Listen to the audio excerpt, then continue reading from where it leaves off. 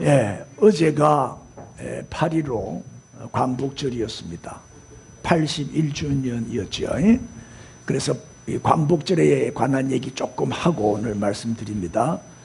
자, 저게 이제 원자 폭탄 떨어지는 장면인데, 히로시마 1945년 그날이 8월 6일이었어요.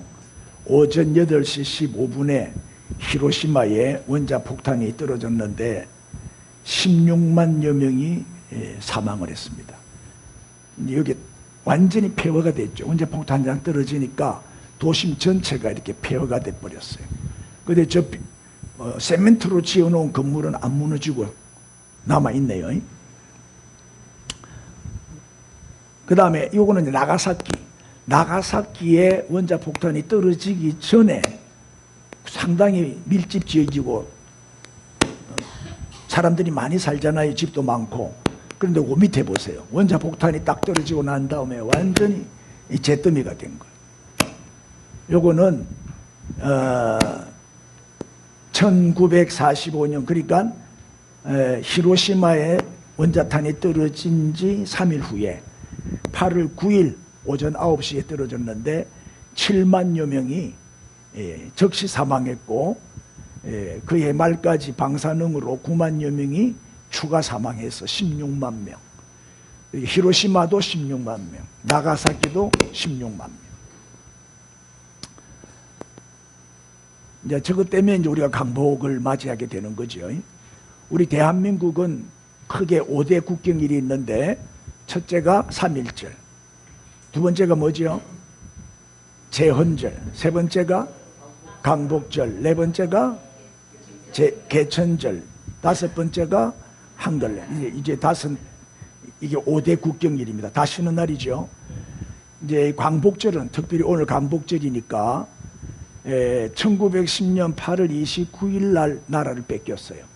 그걸 한일 합병이라고 그러는데 나라를 뺏긴 날, 그래서 국치일이라 그래요. 그리고 광복절은 1945년 8월 15일, 해수로는 36년이고 만으로 계산하면 35년이죠. 일제치하에서 식민지 생활을 하다가 드디어 광복을 맞이하게 됩니다. 금년은 2026년이니까 광복 제81주년이 되겠습니다. 광복절은 일본 제국이 패망한 날, 원자폭탄 두 방 맞고 항복해버렸죠. 일본 식민지로부터 우리가 해방된 날이고 자유를 얻은 날, 나라의 주권과 자유 뺏겼던 것을 되찾은 날입니다. 그리고 3년 후 광복되고 해방되고 3년 후 1948년 정확하게 같은 날 8월 15일 대한민국이 건국한 날입니다. 그래서 금년은 건국 78주년이 됩니다. 48년 8월 15일 날 나라가 세워졌는데 이제 금년이 딱 78년 되죠. 그리고 이제 일제치하 강점기 때 임시정부를 세웠죠. 상해에다가. 국내에서는 너무 위험하니까 상해에 가가지고 임시정부를 세웠어요. 그때가 1919년 9월 11일이에요. 3.1운동의 영향을 받은 거죠. 초대 대통령의 이승만. 또 그리고 이제 광복 해방되고 3년 후에 UN 감독하에 남한 총선거를 실시하게 됩니다. 그때가 1948년 5월 10일 50선거라 그러죠. 그때 처음으로 투표를 하는 거잖아요. 투표율이 95.5%, 거의 다 참여했다는 거죠. 이게 최초의 민주선거입니다. 그때 국회의원 선거를 했는데 948명이 출마했는데 200명을 선출했어요. 그때는 임기가 2년이었습니다. 그리고 이제 7월 17일 날 이제 제헌국회가 열립니다. 헌법을 만드는 날이었죠. 그게 이제 제헌절입니다. 48년 7월 17일 헌법을 제정했고, 이게 이제 이승만 대통령이 미국의 헌법을 그대로 가지고 와서 이렇게 우리 실정에 맞도록 만든 법이에요. 우리나라 헌법은 미국 헌법하고 아주 유사해요. 그리고 이제 대한민국 건국은 헌법을 만들고 난 다음에 8월 15일 날 이제 선포를 하게 되죠. 그때 초대 대통령은 이승만이었고, 그때 북한은 이제 우리가 건국할 때까지 기다리고 있다가 48년 9월 9일 날 조선민주주의 인민공화국을 설립하고 발표했어요. 그래서 남북이 완전히 이제 분단이 됩니다. 우리 짧은 역사에 가장 중요한 두 분은 이분들이죠. 이승만 대통령, 건국 대통령입니다. 우리나라에 기초를 놓으신 분입니다. 크게 네 가지입니다. 이제 이 나라를 세울 때 첫째는 자유민주주의로 세운다. 공산주의는 안 된다. 자유민주주의. 두 번째는 자유시장 경제. 자기가 번 거는 자기 것이 되게 해야 된다. 배급 주면 안 된다. 공평하게 나눠주면 안 된다. 수고한 만큼 먹게 해야 된다. 성경대로 내 손이 수고한 대로 먹을 것이라. 이 자본주의로 가야 된다. 이게 자유시장 경제. 그 다음에 한미동맹. 미국하고 손을 잡고 가장 가난한 나라가 가장 강한 나라와 동맹을 맺었으니까 이 공로가 제일 커요. 이승만 대통령이 가장 큰 업적 중에 하나가 한미동맹 맺은 거예요. 거기다가 이분은 장모님이잖아요. 그리고 미국에 가서 유학을 하고 왔는데 신학교로 간 거예요. 미국의 뭐 프린스턴 대학이니 뭐 유명한 미국의 하버드니 이 대학들은요 전부 신학교로 시작했어요. 처음에는 신학교로 시작해서 점점 이제 종합대학으로 발전한 거죠. 그래서 우리나라를 기독교 나라로 만들겠다. 이 나라를 복음화시키겠다. 목사가 되면 한 나라만 다스리게 되지만, 한 교회만 목회하게 되지만, 대통령이 되면 이 나라 전체를 목회하게 된다. 이제 이런 비전을 가지고 세운 나라가 대한민국입니다. 그 다음에 이제 박정희 대통령은 경제 대통령이죠. 쉽게 말하면 기초공사는 이제 이승만 대통령이 해놨는데 집을 지은 분이 박정희 대통령이다. 어려운 경제를 살리는데 가장 큰 업적이 뭐죠? 새마을운동, 새벽종이 울렸네, 그렇죠. 새아침이 밝았네. 한강의 기적을 일으켰고 5개년 경제개발 계획을 세워서 5년에 한 번씩 경제를 성장시키는데 이제 산업대국을, 그래서 이제 뭐 공업단지를 만들고 울산에도 만들고 구미에도 만들고 뭐 전국적으로 이제 공업단지를 많이 만들어서 경제를 살려냈죠. 그리고 자주 국방해야 된다. 우리 힘으로 우리나라를 지켜야 된다. 그래 방산업, 말에 의하면 핵무기 개발하려고 하다가 암살당했다 이런 말도 있잖아요. 무궁화꽃이 피었습니다는 소설이 있어요. 거기 보면 그런 내용이 좀 나와요. 자, 지금 남북을 비교해 봅시다. 지금 이제 남과 북이 갈라진 지가 78년 됐죠. 78년 됐는데 요 통계는 최근에는 통계가 없어. 22년도까지 통계가 있는데 여기 이제 위에가 남한이고 밑에가 북한이요. 이제 GDP, 이제 총생산, 국내 총생산 비교를 해보니까 얼마나 차이가 나느냐 놀랄 준비하세요. 60배. 우리가 북한보다 GDP가 60배로 많아요. 60배. 국내 총생산량이 60배로 많다. 그 다음에 GNI는 뭐냐? 국민 총소득. 1년 연봉이 우리가 북한보다 얼마나 많냐? 30배. 22년도 통계 그래. 지금은 한 30배 이상, 40배 이상 될 거예요, 차이가. 그 이게 1년 연봉이 4,249만 원. 1년 연봉이. 지금은 한 5천만 원 넘을 거예요. 평균으로 계산해서 1년 연봉이 지금 우리나라가 3만 5천 불, 4만 불 됐잖아요. 그래서 한 5만 불 정도, 한 5천만 원은 될 거예요. 북한은 143만 원, 1년에 143만 원을 버는 거예요. 우리는 4,249만 원을 벌고, 그러니까 30배로 우리가 잘 산다. 좀 놀래주세요. 놀랬어요. 이렇게 하나님이 이 나라를 축복하신 거예요. 자, 그 다음에 진정한 광복은 어디에서? 일본 치하에서 해방되는 것도 엄청난 축복이고 나라를 잃었다가 되찾았으니까 그것도 큰 광복이고 해방이지만은 진정한 광복은 뭐다? 죄에서, 저주에서, 질병에서, 죽음에서, 지옥 멸망에서 해방받는 게 진짜 해방이지요. 이거는 영원한 해방이잖아요. 영원한 광복이라 이 말이에요. 그런데 이렇게 해주신 분이 누구지요? 진정한 해방자는 예수 그리스도다. 그리고 예수 그리스도를 믿으면 우리는 영원한 자유, 영원한 해방을 누리게 되는 거지요. 그분이 십자가의 대속의 제물이 되어 주심으로 우리를 진정한 광복의 축복을 우리에게 주신 거예요. 자, 오늘 광복절에 이 정도 광복에 관한 말씀을 드리고, 이제 중요한 거는 진도를 나가야 돼. 요한계시록 오늘 14번째 되겠습니다. 마지막 시대에 주신 약속, 이런 제목인데, 저 그림은 뭐냐면 14만 4천 명이 이마에 인침을 받고 하나님께 영광 돌리는, 기뻐하는 모습이지요. 그래서 오늘은 14만 4천 명에 대한 말씀이 나와요. 요한계시록 7장 1절부터 17절까지가 다 본문인데, 시간 관계상 1절부터 4절까지만 봉독하겠습니다. 우리 합독 다 같이 시작. 2일 후에 내가 내 천사가 내 땅 모퉁이에 쓴 것을 보니 땅의 사방의 바람을 붙잡아 바람으로 하여금 땅에나 바다에나 각종 나무에 불지 못하게 하더라.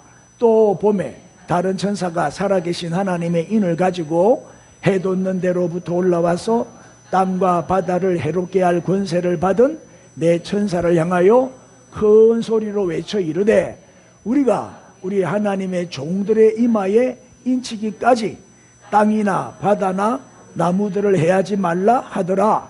내가 인침을 받은 자의 수를 들으니 이스라엘 자손의 각 지파 중에서 인침을 받은 자들이 14만 4천이니. 요까지.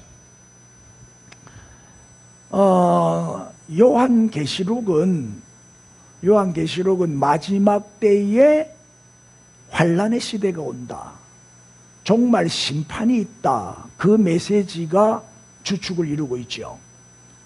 그러나 요한계시록은 결코 우리에게 무슨 절망이나 두려움이나 무슨 겁을 주기 위한 메시지가 아니죠. 재림이 임박한 이 시대에 영적으로 깨어있게 하기 위해서, 또 지혜롭게 다시 오실 우리 주님을 맞이할 수 있도록 준비시키기 위해서 주신 메시지예요. 그러니까 불신자에게는 이 요한계시록이 종말의 심판에 대한 말씀이니까 불신자들이 회개하고 돌아오도록 경고를 주는 말씀이 요한계시록이에요. 반드시 심판이 있으니까 회개하고 예수를 믿고 구원받아라, 그게 목적이에요. 겁주고 협박하기 위한 게 아니에요. 경고를 주기 위한 거죠. 그럼 우리 성도에게는 구원에 대한 약속을 주고 있잖아요. 요한계시록은 우리 성도는, 인침을 받은 자는, 예수를 믿고 하나님의 백성이, 하나님의 자녀가 된 자는 반드시 구원해 주신다는 약속이요. 구원에 대한 약속. 그러니까 요한계시록 우리 믿는 성도에게는 어떤 책이다? 소망을 주고 위로를 주고 용기를 주는 말씀이지요. 어느 시대나 환란이 있었어요. 옛날에도 지금도.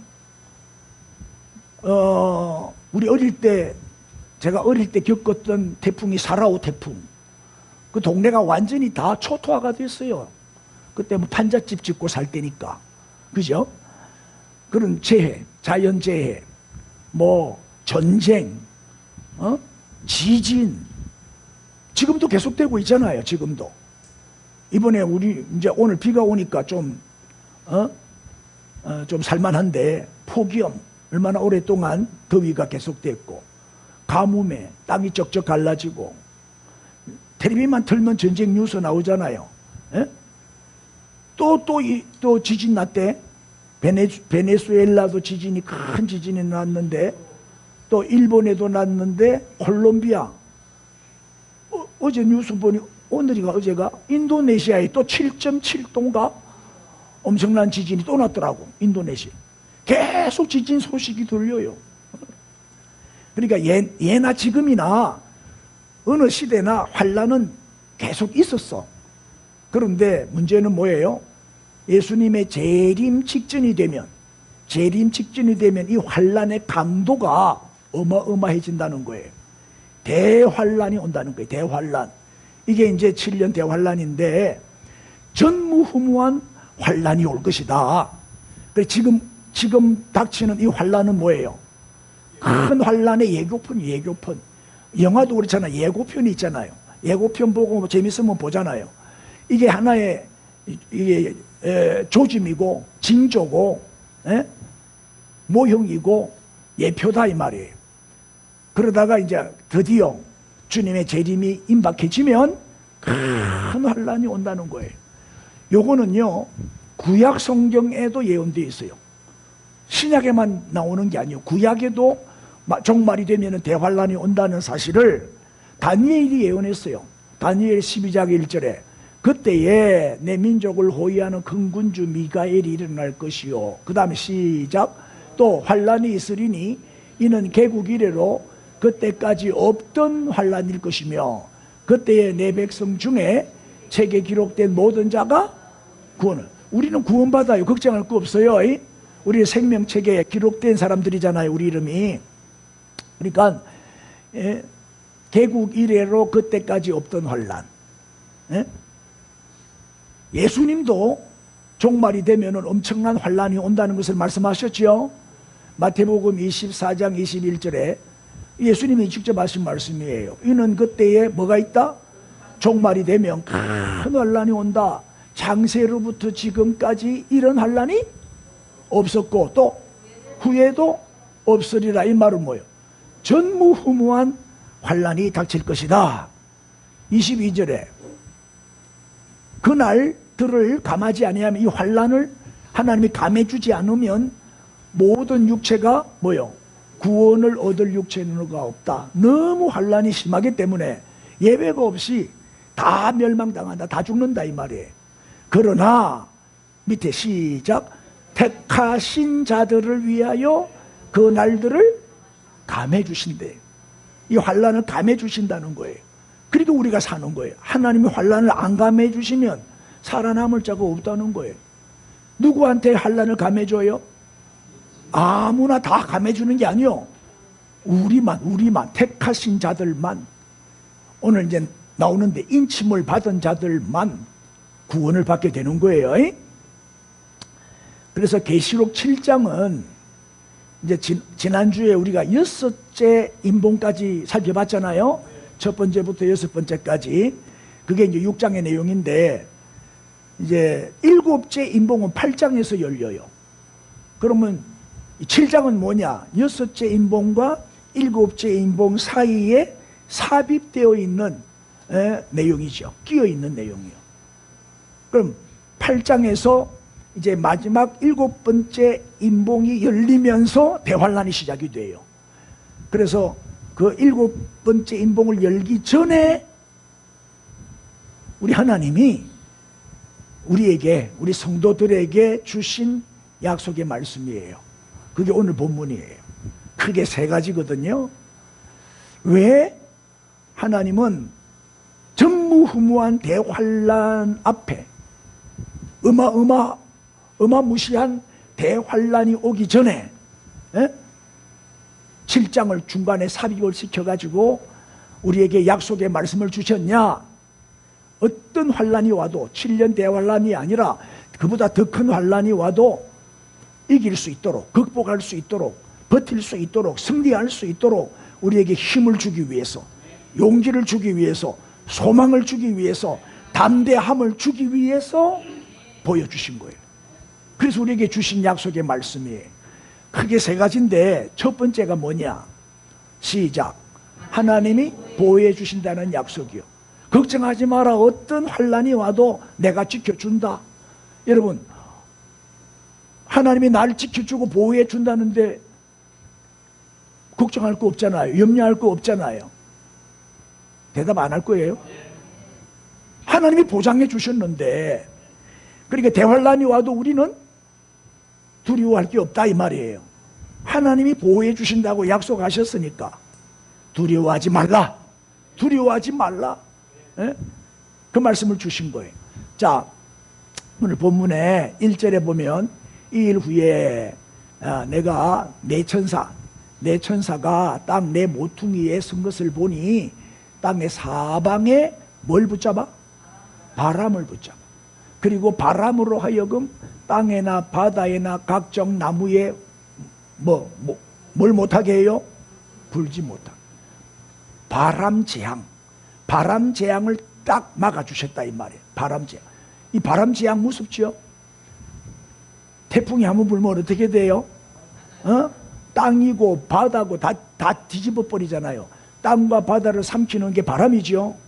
쓰나미, 태풍, 허리케인, 얼마나 무서워요. 농사도 또 배도 그냥 뒤집어지는 거예요. 이거 바람 재앙이 뭐냐? 하나님의 무서운 진노의 심판이거든요. 이게 하나님의 심판이잖아요. 이거를 불지 못하게 하라. 불지 못하게 하더라. 하나님이 보호해 주신다. 우리를 딱 방패가 되셔서 막아주신다는 거예요. 그리고 우리가 이 약속의 말씀을 믿는다면, 하나님이 나를 보호해 주신다는 사실을 믿는다면 7년 대환란이 와도 걱정할 필요가 없다 이 말이에요. 예? 우리 하나님은 감당하지 못할 시험은 허락하지 않는다 그랬잖아요. 어떤 시험이 와도 우리는 이길 수 있어요. 넉넉히 이길 수 있도록 힘을 주시지요. 그래서 어떤 환란이 와도 우리는 끝까지 믿음을 지킴으로 영생을 얻게 된다. 구원의 문을 열고 우리는 다 구원을 받게 된다는 거예요. 자, 그러면서 계속 봅시다. 2절에 또 봄에 다른 천사가 살아계신 하나님의 인을 가지고 해 돋는 데로부터 올라와서 땅과 바다를 해롭게 할 권세. 이거 이제 하나님은 천사를 통해서 심판하시잖아요. 천사가 하나님이 부리는 심부름꾼들이니까, 그래서 심판하기 위해서 권세를 받은 내 천사를 향하여 큰 소리로 고함을 지르면서 뭐라고 하는 거예요. 뭐라고 하냐? 3절 시작. 이르되 우리가 우리 하나님의 종들의 이마에 인치기까지 땅이나 바다나 나무들을 해하지 말라. 언제까지? 인치기까지. 하나님의 종들의 이마에 인칠 때까지는 바람 재앙을 붙잡아라. 해하지 마라. 바람이 불지 못하도록 막아라. 이제 그 말이죠. 하나님이 우리를 보호해 주신다는 약속이잖아요. 할렐루야. 자, 4절로 이제 가봅시다. 시작. 내가 인침을 받은 자의 수를 들으니 이스라엘 자손의 각 지파 중에서 인침을 받은 자들이 14만 4천이니, 요 4절부터 8절까지가 이제 14만 4천 명에 대한 수가 나오는데, 이스라엘의 12지파에 한 지파에 몇 명씩? 1만 2천 명. 한 지파에 1만 2천 명. 12지파니까 12 곱하기 1만 2천 하니까 14만 4천이 나오잖아요. 그런데 요한계시록에 나오는 12지파 명단을 보시면 창세기에 나오는 12지파와 조금 달라요. 창세기에 야곱의 12아들의 12지파 명단하고 요한계시록에 나오는 12지파 명단은 약간 차이가 있어. 자, 이제 그 차이를 찾아내세요. 뭐가 달라요? 여러분들이 딱 보고 이제 찾아내야 돼. 뭐가 달라요? 다한 지파가 없잖아요. 또 그렇지, 에브라임 지파가 없잖아요. 또 창세기에 없던 지파가 하나 등장했죠. 누구요? 요셉 지파가 없잖아요. 요셉 지파가 없고 므낫세와 에브라임 지파가 있는데 에브라임 지파가 없고 요셉 지파가 들어갔어요. 다한 지파를 빼버리고 누가 들어갔어요? 누가 들어갔어요? 뭐라? 구약의 12지파에는 레위 지파가 없어요. 레위 지파는 기업을 안 줬다니까. 어? 그런데 레위 지파가 들어가 있잖아요. 다한 지파를 빼버리고 레위 지파가 들어가 있고 에브라임을 빼고 요셉이 들어가 있어요. 그리고 또 한 가지 특징 찾아보세요. 또 달라진 게 뭐예요? 아셀 지파가 와. 항상 구약의 12지파를 말할 때는 제일 먼저 르우벤이 나와요. 르우벤이 장남이니까. 그런데 여기는 누가 제일 먼저 나와요? 유다가 제일 먼저 나왔어요. 유다는 넷째 아들이요. 르우벤, 시므온, 레위, 네 번째 아들이 유다인데 유다가 제일 먼저 나왔다니까. 요게 이제 차이인데 왜 그랬냐. 그래서 요게 이제 요 12지파가 1만 2천 명씩 계산하니까 14만 4천 명이 나왔는데 유다 지파는 맨 먼저 내놨단 말이에요. 이유가 뭘까요? 그렇지, 메시아를 배출한 지파가 유다 지파죠. 유다 지파가 영적으로는 장남의 역할을 했단 말이에요. 유다가 영적으로는 메시아가 유다 지파를 통해서 유다의 자손 중에 다윗 왕의 후손으로 예수님이 오시잖아요.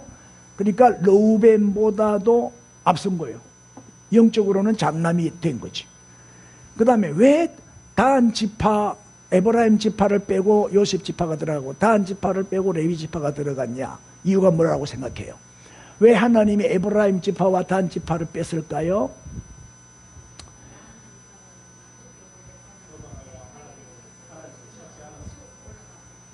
또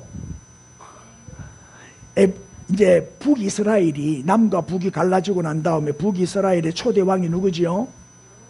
여로보암이잖아요. 여로보암이 왕이 되자마자 제일 먼저 한 게 금송아지. 금송아지를 어디에 세웠어요? 단과 베델. 단과 베델에 세웠지요. 그리고 온 백성들로 하여금 우상숭배하도록 만들었어요. 최초로 우상숭배를 시작한 곳이 단 지파와 에브라임 지파요. 베델은 에브라임이 있잖아요. 에브라임 지파 땅 안에 베델이 있어요. 이제 이해가 돼요? 최초로 우상숭배를 시작한 곳이고 계속 우상숭배를 심하게 했죠. 하나님은 다른 지파는 다 용서했는데 우상숭배하는 지파는 용서하지 않았어요. 명단에서 빼버렸어요. 그리고 이제 적그리스도, 말세에 적그리스도가 나타날 텐데 단 지파에서 나올 것이다. 이런 게 이제 성경 학자들의 견해들이에요. 하나님이 버렸다 이 말이. 단 지파와 여로보암 지파를 버렸어. 우상숭배. 끝까지 하나님을 대적하고 거역한. 그래서 하나님은 우상숭배자는 인을 쳐준다 안 쳐준다? 안 쳐준다는 거예요. 인침을 받지 못했다 이 말이지. 이해가 됐어요? 우상숭배를 하나님이 제일 싫어한다는 것을 우리가 한 번 더 확인해야 돼. 인침을 받을 수가 없어. 다른 신을 섬기는 자는 절대 구원받을 수 없다 이 말이에요. 인침을 받을 수가 없어요. 인침을 받는다는 거는 뭐예요? 너는 내 거다 하고 도장 찍는 거잖아요. 그것도 어디에다가? 이마에다가. 이마에 찍어놓으면 다 누구나 다 볼 수 있잖아요. 맞죠? 숨길 수가 없어요 이거는. 그런 내용을 보여주는데, 자, 숫자가 나왔으니까 숫자를 조금 설명하게 할게요. 3은 하나님 수용, 삼위일체, 성부, 성자, 성령, 하나님 수지요. 4는 땅의 수요, 땅의 수. 고난의 수이기도 하고, 땅의 수입니다. 그러면 이제 3 더하기 4는 7이 되죠. 이 7이 바로 완전수. 왜요? 하늘과 땅이 합쳐졌으니까. 하늘과 땅의 수가 합쳐졌으니까 완전수죠. 그런데 3 곱하기 4는 뭐가 될까요? 3, 4, 12는 만수가 되는 거예요. 최고의 수가 된다. 요 12에다가 1000을 곱하면 1000은 많다는 거잖아요. 10의 세제곱이잖아요. 3번을 강조했다는 거는 더 이상은 수가 없다. 최고의 수가 12,000이다 이 말이에요. 그래서 12,000이라고 나오는 거예요. 최고의 수. 그래서 이 14만 4천은 더 이상은 숫자가 없다. 더 큰 숫자가 없다. 최고의 만수다, 만수. 그래서 택함 받은 모든 백성들의 수를 14만 4천 명이라고 상징적으로 말씀하고 있는 거예요. 요거를 문자적으로 해석하면 안 돼요. 뭐 신천지는 문자적으로 해석해가지고 14만 4천 명만 구원받는다고 이렇게 가르치는데 아주 잘못된 주장이죠. 잘못된 해석이에요. 요거는 구약의 12지파와 신약의 12제자의 숫자를 곱하면은 144가 되고 거기에다가 많다는 뜻의 천을 곱하면 14만 4천이 된다. 일반적으로 이렇게 해석을 해요. 이 말은 뭐냐? 하나님의 언약의 백성들, 천국 시민들, 다음에 하나님의 백성들, 모든 그리스도인들을 다 포함한 숫자가 14만 4천이다. 구약의 성도, 신약의 성도 다 합쳐진 숫자가, 예? 그러니까 14만 4천 명만 구원받는다. 그건 말이 안 되는 거예요. 하나님은 모든 사람이 다 구원받기를 원하시잖아요. 예? 자, 그러니까 우리는 누구든지 주의 이름을 부르는 자는 다 구원을 받으리라. 또 믿기만 하면 누구든지 다 구원받지요. 할렐루야. 자, 성경에도 한번 봅시다. 디모데 하나님의 소원이 뭔지 잘 나와 있어요. 디모데 전서 2장 4절 읽읍시다. 하나님은 모든 사람이 구원을 받으며 진리를 아는 데 이르기를 원하시느니라. 그러니까 모든 사람이 구원을 받기를 원하신다. 이게 하나님의 소원이죠. 또 베드로후서 3장 9절에 주의 약속은 어떤 이들이 드디다고 생각하는 것 같이 드딘 것이 아니라, 그 다음에 읽으세요. 시작. 오직 주께서는 너희를 대하여 오래 참으사 아무도 멸망하지 아니하고 다 회개하기 위해 이르기를 원하시느니라. 그리고 회개가 주께로 돌아오는 게 회개니까 다 구원받기를 원하신다는 거잖아요. 회개하면 구원받으니까. 그래서 지금 기다리고 계시는 거예요. 여러분의 남편이, 여러분의 자녀가, 여러분의 가족이 회개하고 돌아올 때까지 지금 하나님이 기다리고 계시는 거예요. 지금 할렐루야. 하나님의 소원은 뭐다?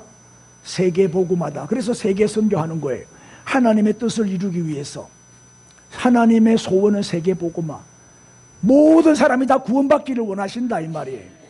그런데 어떻게 14만 4천 명만 구원받는다고 말할 수가 있어요? 이거는 요한계시록은 이 문자적으로 해석하는 게 아니고 영적으로 상징적으로 풀어야 풀리는 책이잖아요. 예? 그래, 이해가 됐죠? 또 보세요. 갈라디아 3장 6절에 이런 말씀이 있어요. 아브라함이 하나님을 믿음에 그것을 그에게 의로 정하셨다. 무슨 얘기예요?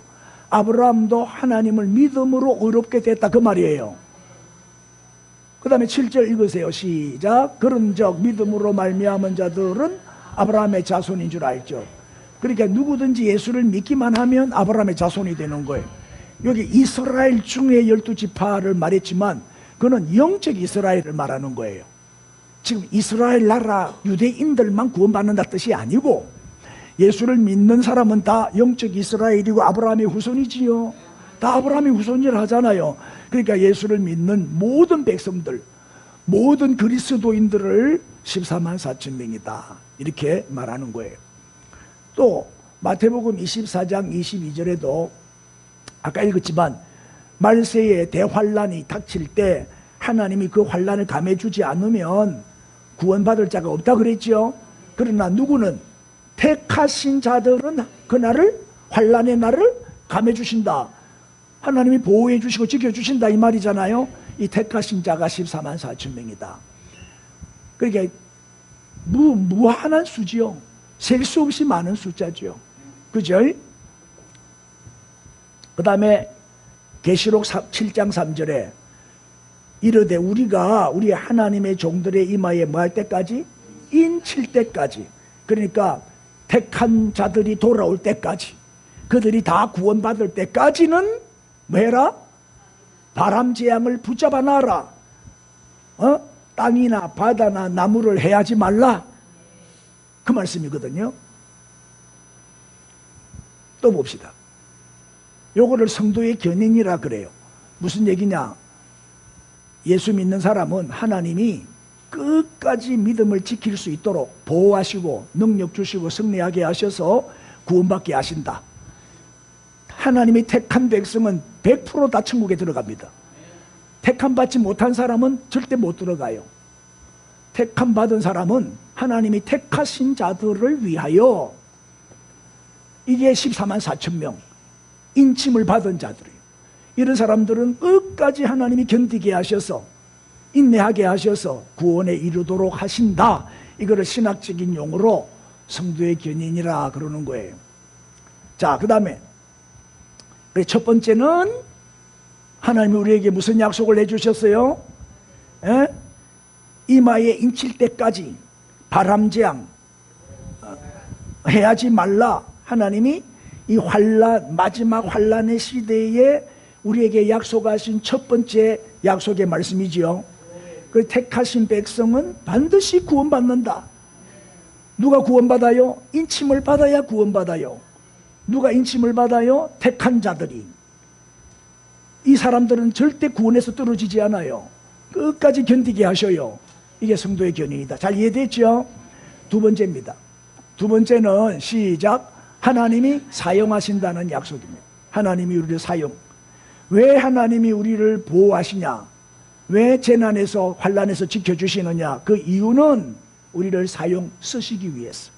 쓰시기 위해서. 왜 3절에는 뭐라고 나와 있냐? 우리가 우리 하나님의 종들, 우리를 하나님의 종들이라 그랬어요. 하나님의 종은 뭐요? 하나님의 일을 하는 사람이지요. 종이니까 하나님이 시키는 대로 하나님의 뜻을 이루고 하나님이 주신 사명을 감당하고 하나님이 맡기신 그 일을 열심히 일하는 일꾼이잖아요. 일꾼. 하나님의 종들. 그럼 하나님은 왜 우리를 종으로 삼았어요? 쓰시려고. 어디다가 쓰시려고? 하나님의 소원을 이루는 데 쓰시려고. 하나님의 뜻이 뭐라? 세계복음화를 위해서 우리를 쓰시려고, 복음의 일꾼으로, 복음의 증인으로 우리를 사용하시려고 우리를 보호하시고 지키시는 거예요.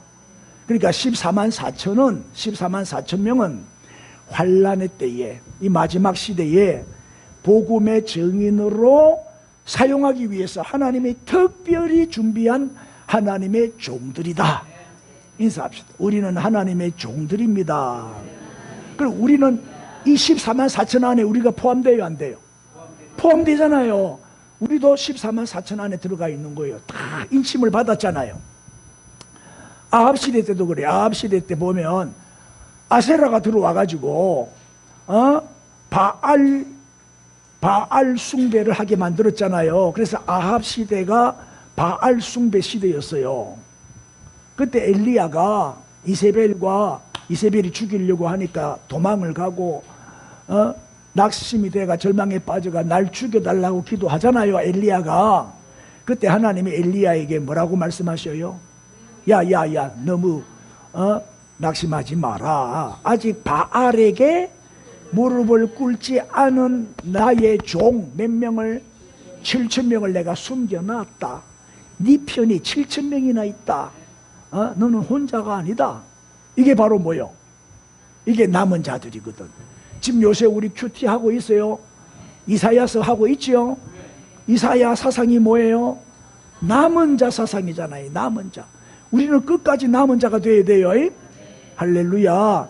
이게 이 남은 자가 바로 이 마지막 때에 14만 4천이다.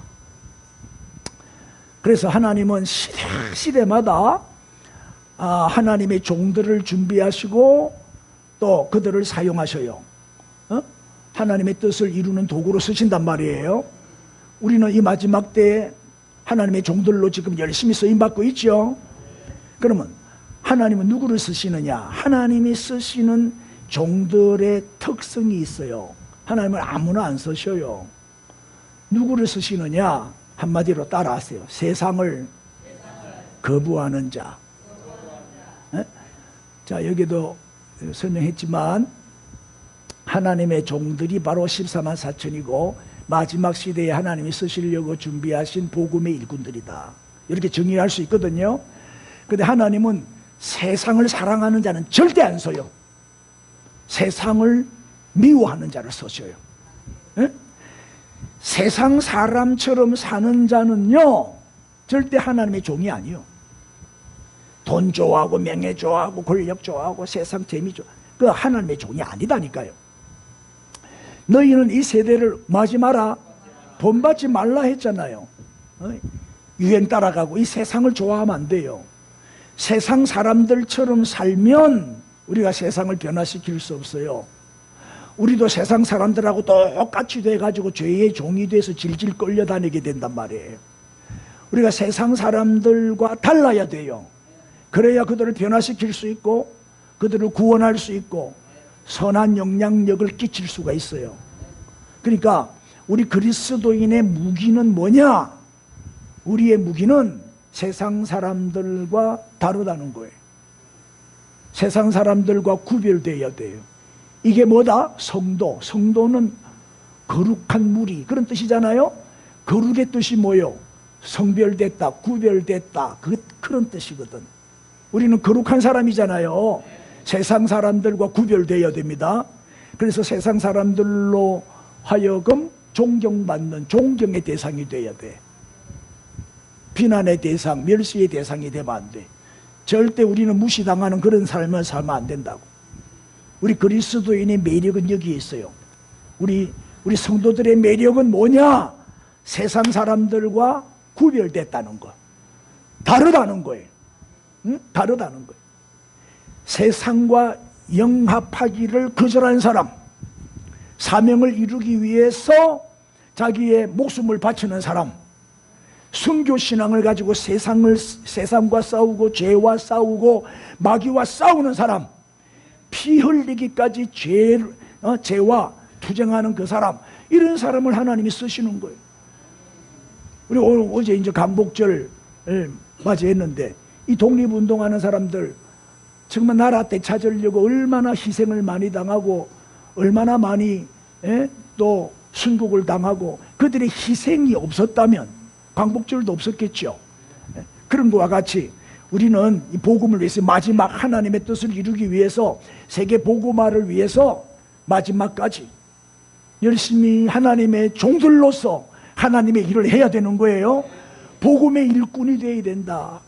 하나님이 이런 자를 사용하시는 거예요. 그래 이제 11월 말이나 12월 초쯤에 미얀마에 좀 단기 선교도 지금 갈 계획을 세우고 있는데 뭐 비행기 값이 좀 많이 올라서 좀 부담은 됩니다만은 그래도 우리가 기회가 주어질 때 열심히 기회를 놓치지 말고 내일은 없으니까 오늘이 마지막이다, 이번 기회가 마지막이다 생각하고 우리 열심히 복음 전하고 선교하며 살아야 됩니다. 자, 이제 세 번째 읽어주세요. 시작. 하나님이 추수하신다는 약속을 하고 있어요. 자, 보세요. 9절, 오늘 본문 9절에 이 일 후에 내가 보니, 읽어주세요. 시작. 각 나라와 족속과 백성과 방언에서 아무도 능히 셀 수 없는 큰 무리가 나와서 흰옷을 입고 손에 종려 가지를 들고 보좌 앞과 어린 양 앞에 섰어. 이 무슨 말이에요? 능히 셀 수 없는 큰 무리. 그러니까 하나님의 종들이, 복음의 증인들이 전한 이 복음을 듣고 마지막 시대에 구원받은 하나님의 백성들, 여기 보면 각 나라와 족속과 백성과 방언, 전 세계 방방곡곡에서 구원을 받은 큰 무리가 큰 소리로 구원해 주신 하나님을 찬양하며 예배하고 있는 장면이에요. 요 9절부터 17절까지 내용은 흰옷을 입은 성도의 큰 무리가 하나님을 찬양하고 예배하는 장면이에요. 흰옷을 입었다는 것은 승리했다는 거예요. 끝까지 믿음을 지킴으로 승리했다, 이겼다는 거예요. 종려가지를 들었다는 것은 영광을 상징해요. 그래서 우리는 흰옷을 입고 종려가지를 들고 하나님의 영광에 참여하게 되고 그 영광을 찬양하며 예배하게 되는 거죠. 시간 관계상 다 읽을 수는 없고, 자 보세요. 10절에 큰 소리로 외쳐. 뭐라고 외쳐요? 우리를 구원해 주신 이가 누구다고? 보좌에 앉으신 하나님과 어린 양이다. 그래, 우리 구원해 주신 하나님을 또 어린 양 되시는 예수님을 크게 찬양하는 내용이잖아요. 이게 예배예요, 예배. 그리고 또 모든 천사가 보좌와 장로들과 내 생물의 주위에 서 있다가 자, 보좌 앞에 엎드려. 그 다음에 어떻게 해요? 얼굴을 엎드리고 하나님께 경배해요. 경배하는 장면이지요. 자, 12절. 뭐라고 경배해요? 이 경배의 내용이에요. 아멘. 찬송과 영광과 지혜와 감사와 존귀와 권능과 힘이 우리 하나님께 세세토록 있을지어다. 아멘. 아멘으로 시작해서 아멘으로 끝나죠. 그리고 넘어가서 15절. 그러므로 그들이 하나님의 보좌 앞에 있고 또 그의 성전에서 밤낮 하나님을 섬기며. 저게 뭐예요? 섬긴다는 게 워십, 예배잖아요. 예배는 하나님을 섬기는 게 예배요. 그래서 천국 가면 밤낮 성전에서 뭐 한다? 그렇게 예배가 재미없는 사람은 천국 가면 안 돼요. 예배가 가장 즐겁고 기쁘고 행복해야 돼요. 우리는 천국에 왜 가요? 예배 드리러 가는 거예요. 예배 드리러. 그래서 우리가 이 교회에서 예배 훈련을 잘 받아야 돼. 저 지난 주간에 우리 아들이 제주도에 휴가를 갔는데 제주도 가까운 교회에 가서 예배를 드리러 주일날 아침에 예배 드리러 갔대요. 갔더니 큰 교회라서 갔더니 설교를 12분 하더래요. 완전히 형식적인 예배요. 때우는 영성도 없고 감동도 없고 50분에 싹 다 끝나더래 예배가. 근데 50분에 끝났으면 쌈박하고 야 좋다 이라고 나와야 되는데 예배가 지루하더래요. 그러니까 예배에 영성이 없으니까 그게 성령이 강력하게 임하고 영감이 넘치는 예배를 드려야 시간 가는 줄 모르고 예배를 드려야 될 거 아니에요. 말씀에 푹 빠져서 은혜를 받고 변화가 일어나야 되는데 정말 형식적인 자기 간증 쫙 하다 그냥 끝내버리대. 시간을 재보니까 12분 하더래. 한국교회가 이렇게 지금 형식적으로 흘러가고 있는 거예요. 1시간 때우기 위해서 예배 드리러 오는 거예요. 그런 예배는 1000번 만번 드리면 소용없어요. 한 번을 드리더라도 영과 진리로 예배를 드려야 되고 하나님이 받으시는 예배를 드려야지. 자, 또 보세요. 그들이 다시는 천국의 장면을 보는 거예요. 천국을 보니까 밤낮 하나님을 예배하는데 16절 시작. 그들이 다시는 줄이지도 아니하고 목마르지도 아니하고 해나 아무 뜨거운 기운에 상하지도 아니하고.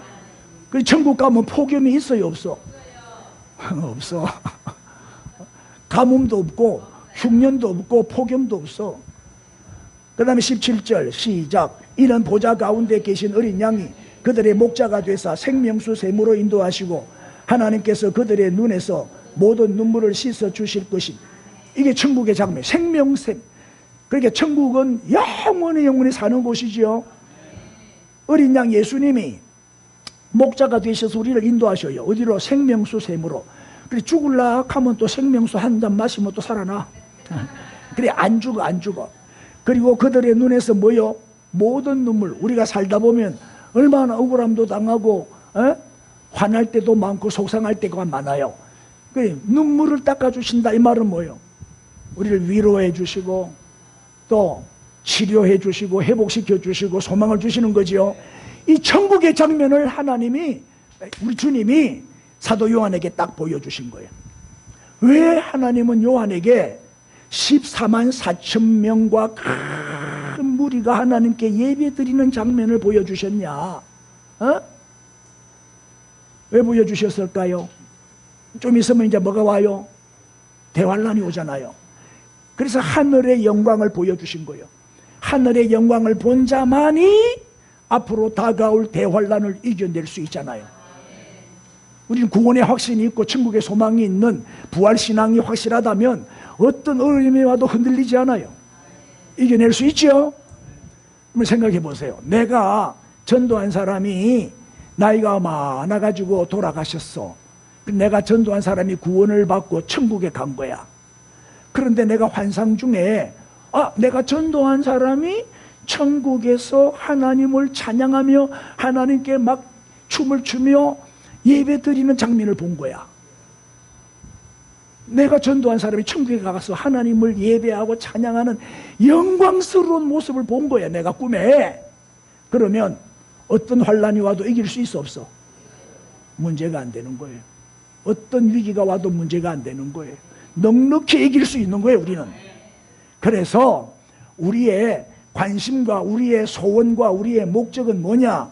어떻게 환난을 피할 것인가가 아니에요. 7년 대환란을 어떻게 피하고 숨을 것인가, 그게 아니고 환난 속에서도 어떻게 하면 더 많은 사람들에게 복음을 전할 것인가. 할렐루야. 여기 관심을 가져야 돼. 이것이 우리의 목표가 되어야 돼. 다시 말하면 주님의 지상명령을 수행하는 일입니다. 이 마지막 때, 이 환난 시기에 우리가 해야 할 일이 바로 뭐다? 지상명령을 성취하는 교회가 되어야 돼요. 따라합시다. 주님의 마지막 명령은 우리의 최초의 관심사이다. 시작. 아멘. 이 마지막 때 우리가 이 선교 명령, 이것을 최초의 관심사로 삼아야 된다. 응? 자, 저게 지상명령입니다. 그러므로 너희는 가서 그 다음에 모든 민족을 제자로 삼아라. 모든 민족을 제자로 삼아라. 모든 민족이니까 열방을, 그죠? 이게 세계 선교 맞죠? 그 다음에는 뭐요? 세례를 베풀고 분부한 모든 것 말씀을 가르쳐서 지키게 해라. 이게 뭐요? 제자훈련이요. 제자훈련. 그래서 우리는 이 제자로 삼아서 양육을 해야 돼. 말씀을 지킬 때까지 말씀을 자꾸 가르쳐야 돼. 그렇게 하면, 선교하고 제자 삼으면 세상 끝날까지 너희와 항상 함께 있으리라. 임마누엘의 축복을 약속하고 있습니다. 인사합시다. 제자 되어 제자 삼읍시다. 그래서 내가 먼저 제자가 되어야 제자 삼을 수 있겠죠. 그 다음에 마가복음 15장 15절에, 이거는 이제 저 위에 있는 마태복음의 결론이고 요거는 마가복음의 결론이요. 또 이르시되 너희는 시작 온 천하에 다니며 만민에게 복음을 전파하라. 선교 명령이에요. 이것이 우리가 마지막 때 힘써서 해야 할 일입니다. 자, 마지막 시대, 이 환란의 때에 하나님이 우리에게 주신 약속 3가지. 뭐지요? 자, 저 말씀은 우리가 복음을 전하잖아요. 복음을 전했는데 믿어요. 그러면 구원받아요. 안 믿어요. 그러면 정죄, 심판, 멸망받고 지옥 가는 거예요. 우리한테는 책임 없어. 이제 복음을 전했으니까. 할렐루야. 자, 오늘 마지막 시대에 주신 하나님의 약속 3가지 말씀드렸는데, 첫째가 뭐다? 보호해 주신다. 두 번째는 우리를 사용하신다. 세 번째는 추수하신다. 영원 추수. 영원 추수. 세계 복음화. 세계 복음화가 돼야 주님이 오셔요. 그죠? 마태복음 24장 14절에도 그랬잖아요. 온 민족에게 복음이 전파된 후에라야 끝이 오리라. 할렐루야. 오늘 이 약속의 말씀 붙들고 마지막 시대에 우리 복음의 일꾼이 됩시다. 신실한 하나님의 종이 돼서 끝까지 쓰임받고 열심히 전도하고 승리하시기를 우리 주님의 이름으로 축복합니다. 다 일어나세요. 우리 통성으로 한번 기도합니다. 마지막 때에 하나님 우리에게 약속하신 이 말씀 붙들고 승리하게 해 주옵소서. 이제 하나님의 종들로서 우리 열심히 복음 전하며 살게 해 주옵소서. 우리 주여 부르고 기도합니다. 주여.